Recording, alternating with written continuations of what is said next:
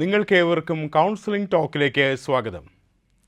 മിടുക്കന്മാർ പഠനത്തിന് ഉപയോഗിക്കുന്ന ചില തന്ത്രങ്ങളെക്കുറിച്ചാണ് ഇന്നത്തെ കൗൺസിലിംഗ് ടോക്കിൽ നമ്മൾ സംസാരിക്കാനായിട്ട് പോവുക.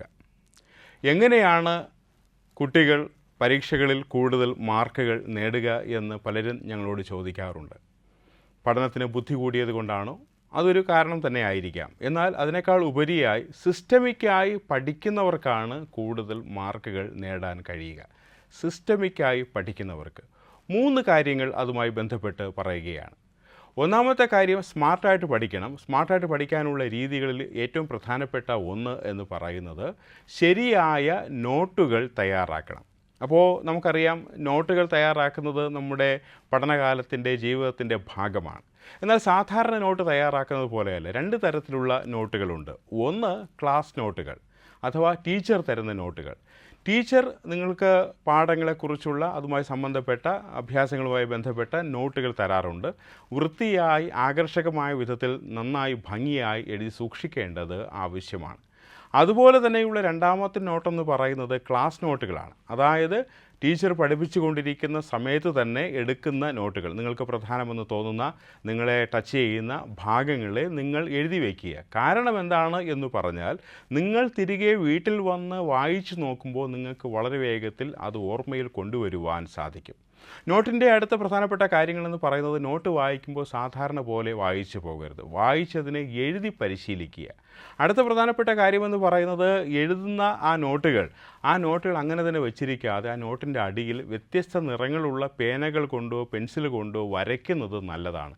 തിരിച്ചു വായിക്കുമ്പോൾ അഥവാ റിവിഷൻ സമയത്ത് കൂടുതലായ കാര്യങ്ങൾ മനസ്സിലാക്കുവാനും കൂടുതലായ കാര്യങ്ങൾ ഓർമ്മയിൽ സൂക്ഷിക്കുവാനും അത് നിങ്ങളെ സഹായിക്കും. അതുപോലെ നോട്ടിൻ്റെ മാർജിൻ, ആ ഭാഗത്ത് ചെറുതായിട്ട് അത് എളുപ്പമുള്ളതാണ്, പ്രധാനമുള്ളതാണ്, ആയിട്ടുള്ള അല്ലെങ്കിൽ പ്രയാസമേറിയ ഭാഗമാണ് എന്ന് കുറിക്കുന്നത് നല്ലതാണ്. നിങ്ങളുടേതായിട്ടുള്ള ചില കാര്യങ്ങൾ അവിടെ എഴുതാം. ഉദാഹരണത്തിന് എളുപ്പമുള്ളതാണെങ്കിൽ സിമ്പിൾ എന്ന് എഴുതാം, അല്ലെങ്കിൽ പ്രയാസമുള്ള കാര്യങ്ങളാണെങ്കിൽ DF എന്ന് എഴുതാം, അല്ലെങ്കിൽ പ്രധാനപ്പെട്ടതാണെങ്കിൽ IMP എന്ന് എഴുതാം. അങ്ങനെ എന്തെങ്കിലും നിങ്ങളുടേതായിട്ടുള്ള കോഡുകൾ തയ്യാറാക്കി നിങ്ങൾ വയ്ക്കുന്നത് നല്ലതാണ്. അങ്ങനെ വയ്ക്കുമ്പോൾ നിങ്ങൾ തിരികെ പോയി പഠിക്കുമ്പോൾ വളരെ വേഗം തന്നെ അത് മനസ്സിലാക്കുവാനും ഓർമ്മയിൽ തങ്ങി നിൽക്കുവാനും സഹായിക്കും. നോട്ട് പുസ്തകത്തിൻ്റെ അവസാനത്തെ കാര്യമെന്ന് പറയുന്നത്, നോട്ട് പുസ്തകത്തിൻ്റെ മാർജിനിൽ വലിയ എസ്സേയൊക്കെ ആണെങ്കിൽ അതിൻ്റെ ചുരുക്കരൂപം എഴുതി സൂക്ഷിക്കുന്നത് ഏറ്റവും നല്ലതാണ്. അങ്ങനെ ചെയ്യുമ്പോൾ തിരികെ ഞാൻ നേരത്തെ പറഞ്ഞതുപോലെ റിവിഷൻ സമയത്ത് പെട്ടെന്ന് തന്നെ കാര്യങ്ങൾ നിങ്ങളുടെ ഓർമ്മയിലേക്ക് ഓടിയെത്തുവാൻ, പരീക്ഷ സമയത്ത് വലിയ പ്രയാസം കൂടാതെ തന്നെ കാര്യങ്ങളെല്ലാം നിങ്ങളുടെ മനസ്സിൽ തങ്ങി നിൽക്കുവാൻ അത് നിങ്ങളെ സഹായിക്കും.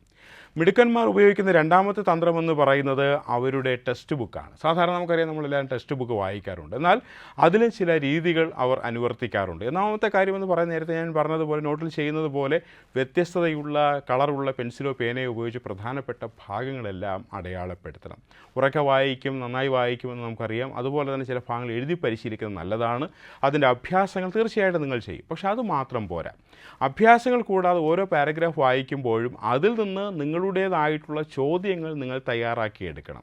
എന്നിട്ട് അതിന് ഉത്തരം എഴുതുക, പരിശീലിക്കുക. അങ്ങനെ ഒരു ശീലം നിങ്ങൾ വളർത്തിക്കഴിഞ്ഞു കഴിഞ്ഞാൽ ആ പാഠപുസ്തകത്തിലുള്ള എല്ലാ പാഠങ്ങളുടെയും എല്ലാ ഭാഗങ്ങളും നിങ്ങൾക്ക് വളരെ തറവായിരിക്കും. നിങ്ങൾ പരീക്ഷ എഴുതാൻ പോകുമ്പോൾ അത് നിങ്ങളുടെ ഓർമ്മയിൽ തങ്ങും. മൂന്നാമത്തെ പ്രധാനപ്പെട്ട ഭാഗം അല്ലെങ്കിൽ തന്ത്രമെന്ന് പറയുന്നത് നിങ്ങളുടെ ക്വസ്റ്റ്യൻ പേപ്പറുകളാണ്. നമുക്കറിയാം, പരീക്ഷയിൽ ക്വസ്റ്റ്യൻ പേപ്പർ എഴുതി കഴിഞ്ഞ് കഴിഞ്ഞാൽ ആ ക്വസ്റ്റ്യൻ പേപ്പർ നമ്മൾ കളയാറാണ് പതിവ്, അല്ലെങ്കിൽ ഉപേക്ഷിക്കാറാണ് പതിവ്. അങ്ങനെ ചെയ്യരുത്.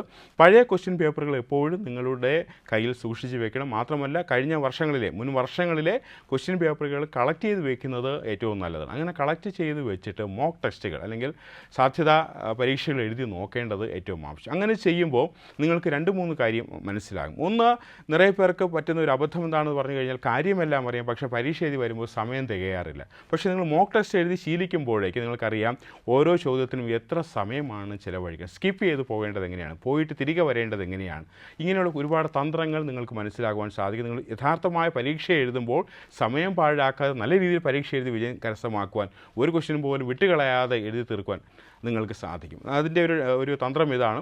ഒരു പരീക്ഷ എഴുതുമ്പോൾ എഴുതി തീർക്കുന്നതിന് മുമ്പ് 10 മിനിറ്റ് മുമ്പ് പരീക്ഷ എഴുതി തീർത്തിരിക്കണം. കാരണം 10 മിനിറ്റ് മുമ്പ് പരീക്ഷ തീർത്താൽ മാത്രമേ 10 നിമിഷം ആ പരീക്ഷയുടെ എഴുതിയ കാര്യങ്ങൾ റിവിഷൻ ചെയ്യാൻ അല്ലെങ്കിൽ റിവൈസ് ചെയ്യാനായിട്ട് നിങ്ങൾക്ക് സാധിക്കുകയുള്ളൂ. അതിൽ തിരുത്തലുകളെല്ലാം നടത്തി നിങ്ങൾക്ക് നന്നായ രീതിയിൽ അത് പെർഫോം ചെയ്യാനായിട്ട് സാധിക്കുകയുള്ളൂ.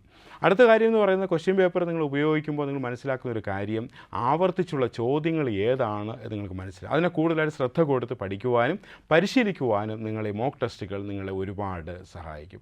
ഈ കാര്യങ്ങളെല്ലാം ഓർത്ത് വെച്ച് കഴിഞ്ഞാൽ, ഈ കാര്യങ്ങളെല്ലാം മനസ്സിലാക്കി കഴിഞ്ഞാൽ നിങ്ങൾക്ക് പരീക്ഷയിൽ സാധാരണ നിങ്ങൾ വാങ്ങുന്നതിനേക്കാൾ കൂടുതൽ മാർക്ക് നേടുവാനായിട്ട് നിങ്ങൾക്ക് സാധിക്കും. ഇത് നിങ്ങൾക്ക് പ്രയോജനകരമായി എന്ന് വിചാരിക്കുന്നു. മറ്റൊരു നല്ല വീഡിയോയുമായിട്ട് നമുക്ക് വീണ്ടും കാണാം. Thank you.